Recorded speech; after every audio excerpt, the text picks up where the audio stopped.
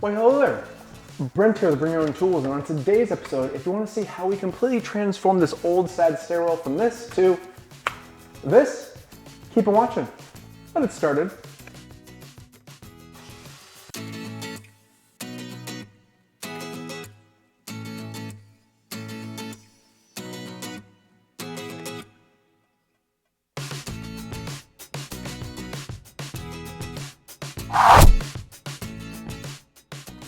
In my previous video, I showed how we completely transformed the flooring in both of these rooms, but now we have to get to the stairwells. And this stairwell, as you can see, is very roughed up due to the fact that they sprayed their texture and their paint all over them. This is obviously due to the fact that they were carpeted prior to this, which is why we need to remove the front stair nosing as well as clean up all these surfaces. I take my tape measure and mark a line based upon the depth of how far our tread nosing sticks out past our riser. We do this because we want the entire rise section completely flush, which makes the installation portion of this project much easier because we already have a stair nosing that matches our hardwood flooring. I measured and placed a stop block that is attached to the stair tread, and this way I can butt my circular saw right up against it and therefore have a perfect clean cut all the way across. Okay, well, not all the way across because eventually your circular saw will hit your stair skirts, but that's where the multi-tool comes into play because I'm able to quickly and easily remove the remainder of the stair nosing with my multi-tool. My makeshift stop block is just adhered with 2 screws, one on both ends, and once that's secured, you're easily able to take your circular saw and run it all the way across.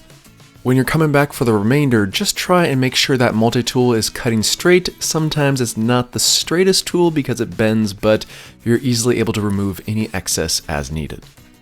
This is a fairly quick and easy process as long as you have the right measurements, and as I work my way up, it's the same exact thing over and over again until I get to the very top, because the very top has carpet still, and instead of a tread, we are working with OSB. The only thing I'd like to highlight at this point is just to make sure that you're adjusting the depth of your blade so you're not potentially cutting into your riser as you cut off the lip of this OSB. I do a quick sweep of our stairwell and then grab my grinder with a quick strip disc. Now this disc is normally used for metal, but it's a perfect disc to use when trying to remove paint and texture off wood. I also have a dust shroud attached to my grinder in order to encapsulate and enclose all the dust is created that's also connected to my shop vac. That way the vast majority of all these particles are being sucked into my vacuum and not spread throughout the entire house.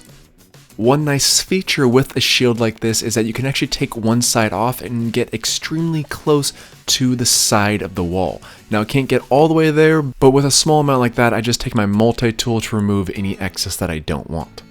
After I take care of all the treads, I do go over the risers, but I'm less worried about the risers because there's not going to be much pressure and use on them compared to the treads. And speaking of treads, this is the perfect time to remove any squeaks or squeals that you find when walking up and down your treads with a few screws. Now that we have all of our prep work taken care of, we now have a proper surface to adhere our boards to. Now we have to actually figure out what our alignment is going to be and what our layout's going to be for our flooring that's going to act as our risers and our stair tread. First things first, we're going to actually be installing our stair risers first, which is going to butt up against this surface. Then we'll be installing our stair treads that butts up against it like this. This also accounts for the fact that we have an amazing little nosing that we're going to actually adhere after the stair risers in place, so it perfectly matches up and we don't have to ever see that edge anytime soon. The one tool that makes life a lot easier in this circumstance is this. This is a jig specifically for stair treads and risers. And the way it works is that it's fully adjustable on both sides, so it can determine the exact length and angle that you need at every single location. Now this is normally used for the stair treads, but this also comes in extremely handy when doing the risers, especially if the sides of your walls are not straight. Now that we know our exact dimensions, I can then start on my materials. And for our materials, it's so nice because we're just working with the same flooring that we did previously on our last 2 videos. And if you haven't seen those videos, I'll make sure and leave a link in the description box below. I cut 2 pieces of flooring, but I do cut them an inch long in order to account for angle adjustment. Then I pound the tongue and grooves together, making sure they're aligned, and set up my table saw. Based upon the height of my riser, I do subtract about 1/8 of an inch because we don't have to have it perfectly aligned with the riser. And once we have our piece cut to the appropriate height, I can then take my template and mark the exact angles needed on both sides. Just make sure that both bottom corners align with the bottom panel and cut it to size on both sides. And once you have both sides marked appropriately, you can take it to your miter saw and cut both ends. In all honesty, on this staircase, one side was almost perfectly 0 degrees every single time, but the other side actually did have to have a slight adjustment.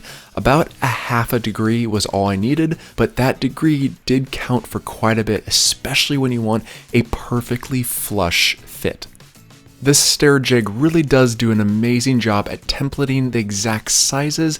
Just make sure that those bottom corners are on the same plane, basically meaning that they are touching the flooring or the tread below it at the same time.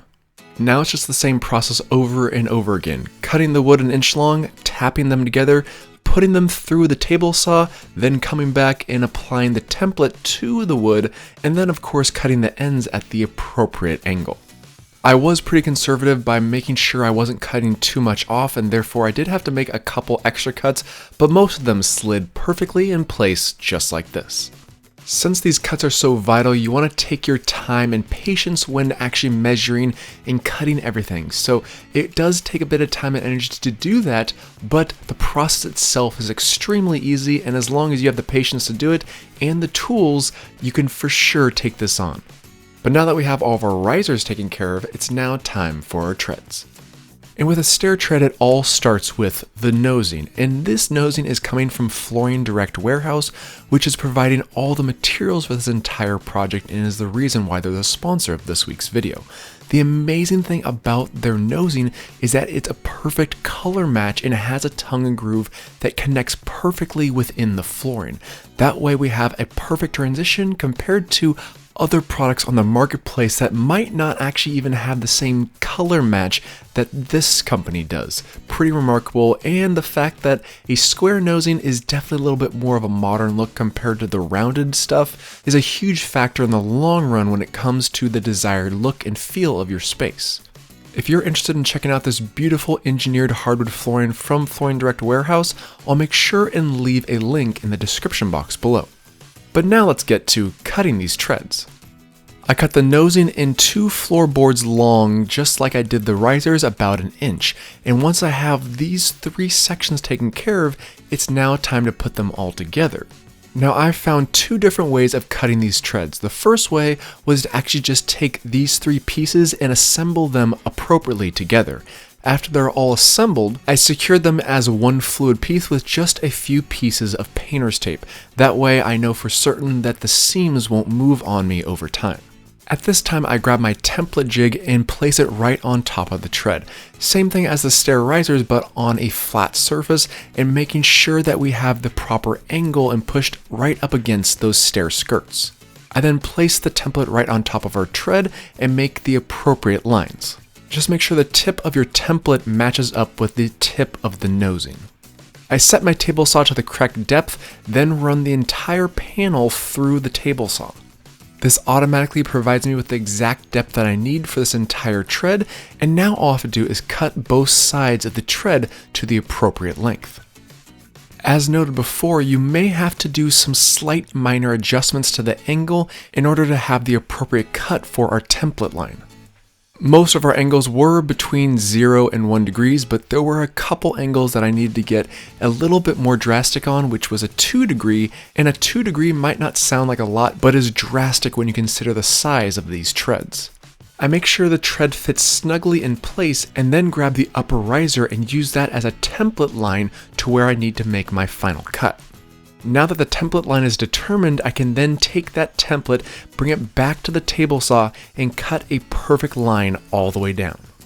I reposition the tread to make sure that it fits snugly with both risers in place, and as long as that's taken care of and we're a good fit, we're good to move on to the next piece. And as for the next piece, I'll also show you how I cut the second piece that was a little bit different than how I did the first one. However, the same scenarios occur in the first few cuts, making sure that I'm cutting the nosing and the two pieces of flooring at the same length, but making sure that they're approximately an inch longer than needed. Where the process changes is that I take the measurement from riser to riser and determine how thick the back panel needs to be for the stair tread. This way I have the length predetermined for our stair tread, and after I have all three boards assembled properly, I apply my painter's tape to hold the boards in place and then use my tread template to guarantee that we have the proper angle over the entire span. The keynote to add when templating this space is just make sure that the alignment on the back point of your template is the same on both sides. I place the template right on top of our stair tread, align the edge with the front of our nosing, then place our line onto the boards on both sides, cut them at the appropriate angles, make any adjustment needed on both sides, and again, one side may differ than the other. Once both sides are taken care of, you can then position it snugly, and away you go to the next one. As I work my way up the stairwell, nothing really changes till I get to the very top, where I have to address the transition between the nosing and our carpet. Because we have stair skirts, we have to maneuver our way around that and into the upstairs hallway. We do this quickly and easily by taking the width of the hallway and then making a few marks to cut out the sections needed for our skirts. This has to be a very straight and orderly cut, so I'm actually taking the table saw miter gauge and using that to make sure we have a perfectly straight cut all the way across. After we have both sides taken care of, I then bring it back to our stairwell and make sure that it fits perfectly, and once that final piece is guaranteed to fit, we are ready to start applying our adhesive.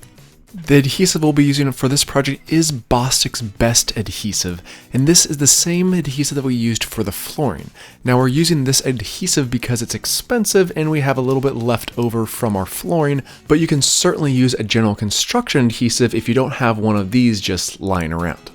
The application process is very similar to our wood flooring process because all I'm doing is using a 1/4 inch V-notch trowel to go over the entire surface and then installing our flooring, or in this case, our stair riser. In order for us to guarantee that these stair treads and risers don't move on us while we're working our way up, I actually picked up this slick looking Milwaukee pin nailer that is battery operated, which makes it extremely easy to install nails across the perimeter of these boards to guarantee that these boards don't move on us while it's in the curing process. The best thing about these nails is that they're 23 gauge headless nails, which basically means you barely even see the hole where the nail penetration occurred. After I have the first riser taken care of, I then proceed to applying our adhesive to the first tread as well as the second riser. That way I'm able to kill two birds with one stone, and the application of the glue is actually a little less messy if I'm applying it to both surfaces at the same time. I install the riser first and then the tread, but I don't actually nail the riser before I install the tread. I actually am just trying to make sure that everything is fitting snugly and nicely, and you might need to grab a rubber mallet and just give a few love taps to make sure everything fits tight and then nail it in place. That way you know all the seams are at the appropriate locations, as well as the fact that the seam between the stair tread and the riser should be as seamless as possible. As you're making your way up, again, same exact process, apply the glue to the stair tread as well as the riser above it, install the riser, then install the tread, push it into place, give it a few love taps, nail it in place, and move on to the next one. As a general side note, I do apply a few extra fasteners to the very top row on the riser because you're never going to see it once the stair tread above it is positioned properly. Once installed and nailed down, I remove my blue painter's tape and move my way up the stairwell. This is actually extremely quickly as far as the installation process goes. Because everything is already pre-cut, just make sure you either number your stair treads and risers or you don't mix them up, because if you put one in the wrong position, it won't fit properly and it's a mess to get up. I did it once and I never want to do that again.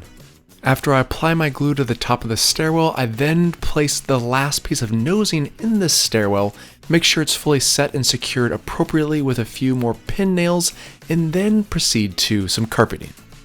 I'm certainly no carpet master, but I did install a tack strip at the very end of this run, and after I remove any of the excess padding needed, I can then stretch some of the carpet at the very tail end and use a sharp razor blade to cut the exact amount needed while using the nosing as a guide for my razor blade.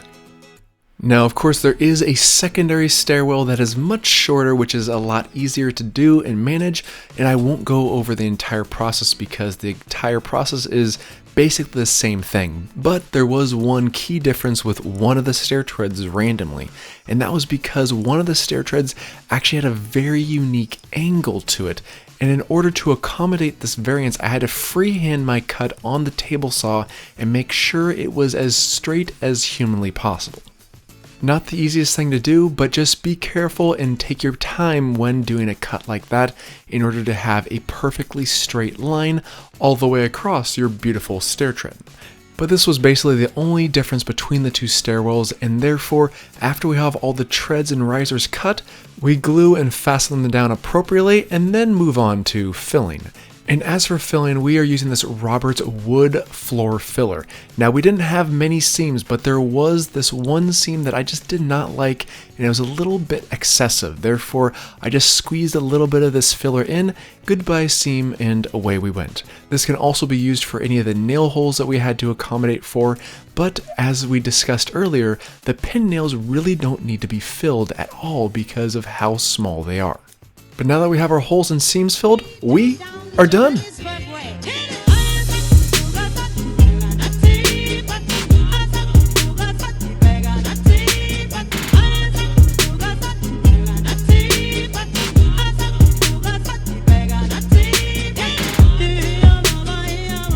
I absolutely love how this entire stairwell turned out. This is an incredible project from start to finish. If you remember what they looked like before, yeah, that's what they looked like before. Really, really rough. But now it's back to a beautiful, gorgeous stairwell that people can enjoy for years to come. It's completely transformed the entire look and feel of the space, and the fact that we're using the same flooring and the nosing matches our flooring gives it a perfect transition between our floors and our stairs. Now that's what I call one beautiful, sexy beast. Oh yeah,